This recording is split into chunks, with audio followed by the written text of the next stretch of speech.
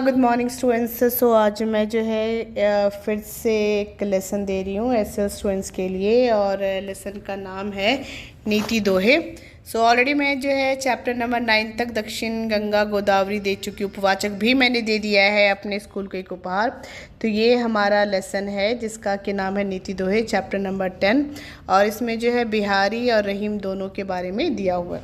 उससे पहले चलिए हम एक बार थोड़ा सा आपसे बातें कर लेते हैं। आई होप कि आप सब लोग जो है 10th की अच्छी तरीके से प्रिपरेशंस कर रहे होंगे, तैयारी कर रहे होंगे, मुझे मालूम है। अब ज़्यादा से ज़्यादा मेरे इस चैनल को लाइक करिए, सब्सक्राइब करिए, शेयर करिए बच्चों। मैं बार बार आपको बोलती हूँ ताकि दूसरे बच्चों को भी इससे जो है ज़्यादा से ज़्यादा जो है वो फ़ायदा मिल सके। आई होप कर रहे होंगे, मुझे मालूम है जितने बच्चे सुन रहे होंगे वो सब डेफिनेटली कर ही रहे होंगे। तो चलिए हम ये लेसन स्टार्ट करते हैं। इस लेसन का नाम है नीति दोहे, जो कि है रहीम और बिहारी पे। ठीक है, तो चलिए पढ़ेंगे, हम दोहे का अर्थ देखेंगे, क्वेश्चन आंसर्स भी देखेंगे कि भाई इसके अंदर क्या दिया हुआ है। तो पहले यहाँ पे थोड़ा सा उन्मुखीकरण है, पहले हम एक बार उन्मुखीकरण देख लेते हैं कि भाई उन्मुखीकरण में क्या दिया हुआ है। फल वाले जो तरु होते धरती तक नव जाते, बिना फल वाले वृक्ष व्यर्थ ही अपनी अकड़ दिखाते। बनो वृक्ष फलदार, नर्मता से जीवन रस सार। अब यहाँ पे थोड़े से वर्ड है, जैसे कि तरु, तरु का पर्यायवाची होता है पेड़, है ना, पेड़ है, वृक्ष है, ये है तरु का पर्यायवाची।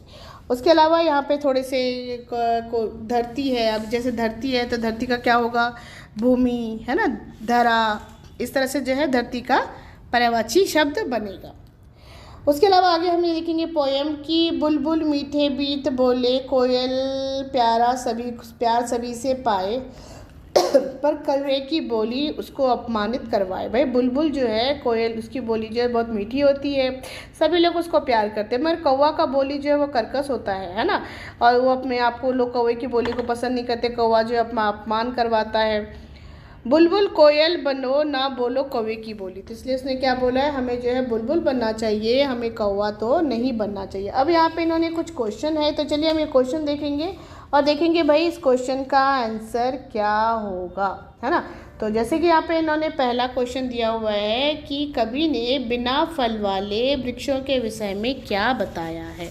मतलब जिन फलों पे जिन पेड़ों के ऊपर, वृक्षों के ऊपर फल नहीं लगते हैं, कवि ने उसके बारे में क्या कहा है। तो भाई क्या कहा है कवि ने, हम कविता में देखेंगे। बिना फल वाले वृक्ष के विषय में क्या बोला उन्होंने, यहाँ पे दिया हुआ है, फल वाले जो तरु होते धरती तक नव जाते, बिना फल वाले वृक्ष व्यर्थ ही अपनी अकड़ दिखाते। तो क्या लिखेंगे हम, कवि ने बिना फल वाले वृक्षों के विषय में ये कहा है कि ये वृक्ष जो है अपनी अकड़ दिखाते हैं। नेक्स्ट, फलदार वृक्ष की विशेषता क्या होती है, तो यहाँ पे दिया हुआ है कि फल वाले जो तरु होते, जो पेड़ होते हैं, वो धरती तक नव जाते हैं, मतलब कि धरती तक झुक जाते हैं। नेक्स्ट क्वेश्चन है कौवे और बुलबुल और कौवे में क्या अंतर है। तो भाई बुलबुल की बोली जो है वो बोली जो है वो मीठी होती है, और कौवे की बोली जो है वो कैसी होती है, कर्कश होती है, इसीलिए लोग जो है कौवे को पसंद नहीं करते। तो ये मैंने आपको इसलिए बताया क्योंकि हमेशा आपको जो एक छोटा सा पैराग्राफ दिया रहता है पोएम का भी, आपको पहले भी मैं बहुत बार एक्सप्लेन कर चुकी हूँ कि एग्ज़ाम में जो है गद्यांश और पद्यांश दोनों आते हैं। आपको 10 मार्क्स का गद्यांश रहता है और 10 मार्क्स का पद्यांश रहता है। तो इसीलिए मैंने आपको ये बता दिया, दोहे के बारे में थोड़ा सा जो कविता है उसकी जो क्वेश्चन आंसर्स था वो मैंने आपको बताया। चलिए लेसन के आगे हम देखेंगे। अब उद्देश्य है छात्रों को काव्य रचना में दोहे से परिचित करवाना, काव्य सृजन करने की प्रेरणा देना और उसमें नैतिक मूल्यों का विकास करना इस पाठ का मुख्य उद्देश्य है। मतलब बच्चों को बताना कि भाई दोहा क्या है, 2 लाइन की आपको ये पता होना चाहिए कि 2 लाइन की जो कव्य रहती है उसको हम दोहा कहते हैं, 4 लाइन का चौपाई कहते हैं ना, तो उसके बारे में बताना है बच्चों को। और साथ ही साथ नैतिक मूल्य यानी कि मॉरल वैल्यू क्या है उसका विकास, वो भी इस पाठ का जो है मेन उद्देश्य है। चलिए नेक्स्ट है, यहाँ पे दिया हुआ है विधा विशेष पद चयन में दोहा एक विशेष पद्धति है। दोहा बहुत प्रभावशाली होती है। अगर हम दोहा की बात करें तो 2 लाइन की होती है, लेकिन ये बहुत ज़्यादा जो है वो प्रभावशाली होता है, यानी कि इसको पढ़ के लोगों को उसके बारे में बहुत कुछ पता चलता है। अब नेक्स्ट है हमारा विषय प्रवेश। नैतिक गुणों के विकास द्वारा हम अच्छे बुरे, सही गलत का भेद कर सकते हैं। जब हमारे अंदर नैतिक मूल्य है तो हमें ये पता चल जाता है कि कौन अच्छा है, कौन बुरा है, क्या सही है, क्या गलत है। ये सारी बातें हमें नैतिक मूल्यों से ही पता लगता है। अब यहाँ पे दिया हुआ इन्होंने रहीम के जीवन काल यानी कि रहीम का परिचय। तो देखेंगे भाई रहीम का जीवन काल, रहीम कब पैदा हुए थे। रहीम जो है वो 1556 में पैदा हुए थे और 1626 में उनकी मृत्यु हो चुकी थी।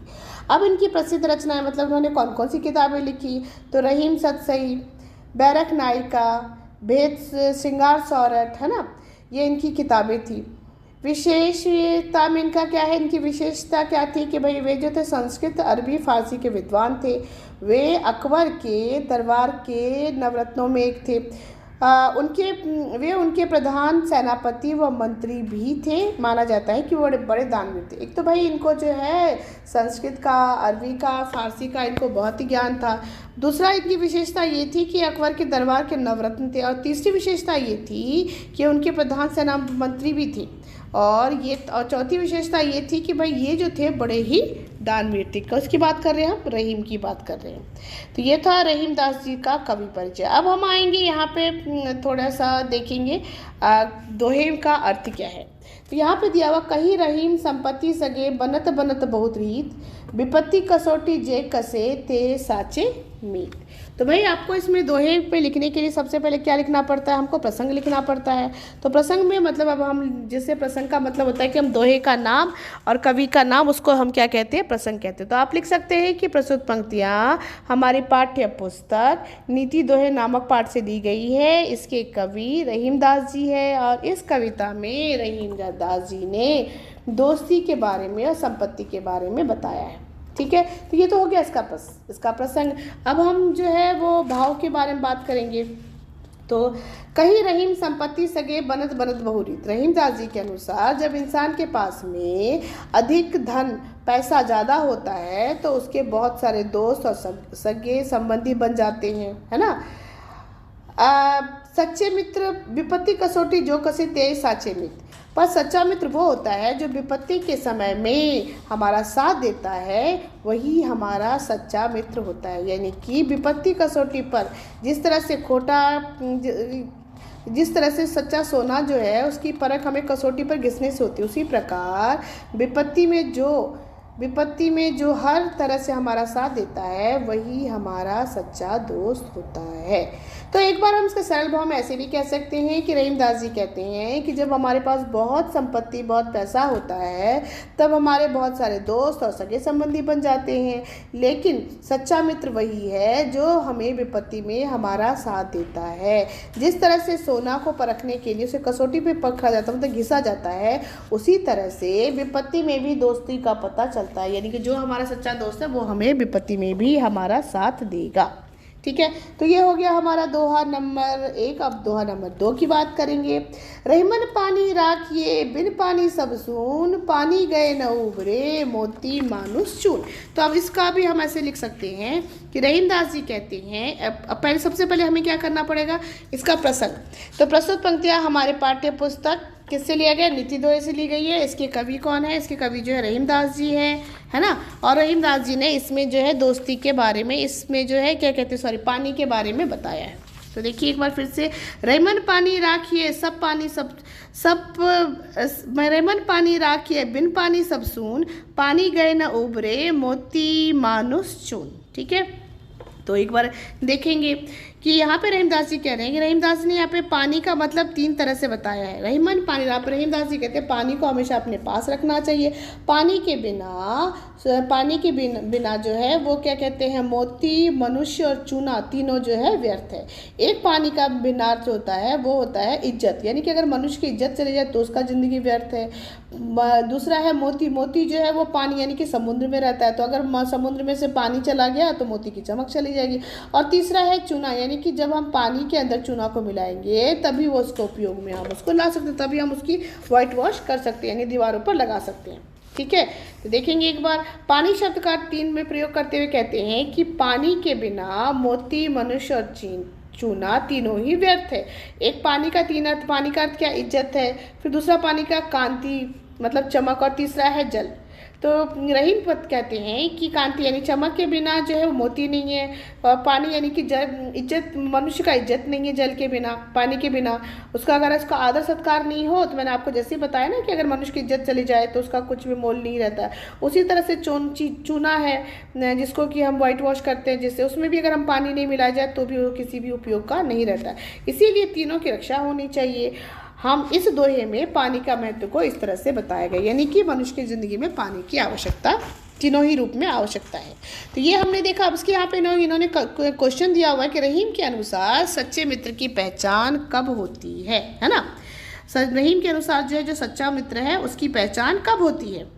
तो क्या बताया गया है कि रहीम के अनुसार सच्चे मित्र की पहचान तब होती है जो हमारे मुसीबत में भी हमें साथ देता है। रहीम के अनुसार सच्चे मित्र की पहचान हमें तभी होती है ना, अगर मुसीबत वो हमारा साथ दिया तभी वो हमारा सच्चा मित्र है। ठीक है। दूसरा है पानी गए न उभरे मोती मानुष चून, यानी कि जब पानी खत्म हो जाता है तो तीनों का ही महत्व, यानी मनुष्य मोती तीनों का ही महत्व जो है वो खत्म हो जाता है। ठीक है। अब हम इसको इस तरह से लिख सकते हैं। रहीम जी ने इस पंक्ति में पानी के महत्व के बारे में बताया है। उन्होंने कहा है कि जिस प्रकार मोती की चमक पानी से होता है, क्योंकि मोती कहाँ होता है, समुद्र में, तो समुद्र में पानी रहता है ना, अगर पानी चला गया तो उसकी चमक चली जाएगी।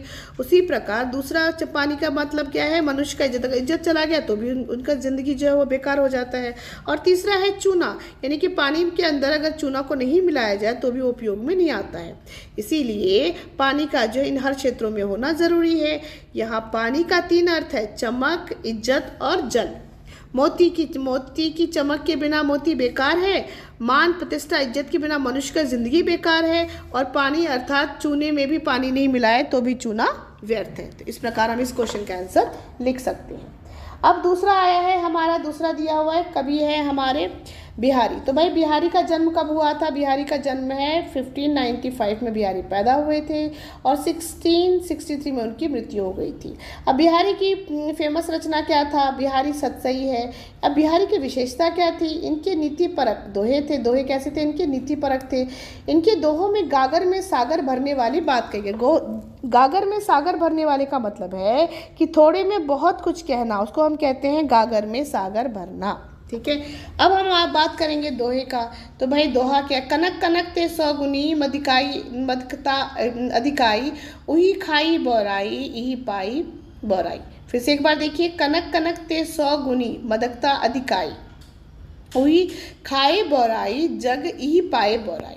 तो अभी इसके सबसे पहले हम क्या करेंगे, इसका प्रसंग लिखेंगे। प्रस्तुत पंक्तियाँ हमारे पाठ्य पुस्तक किससे लिया गया, निधि दोहे से लिया गया। उसके कवि कौन है, इसके कवि जो बिहारी है। इस कविता में कवि ने कनक अर्थात सोना और कनक अर्थात धतूरा के बारे में बताया है। ठीक है। यहाँ पे जो है इसका भिन्नार्थ है। तो कवि क्या कहते हैं कि देखिए, कवि कहते हैं कि सोना को अगर अधिक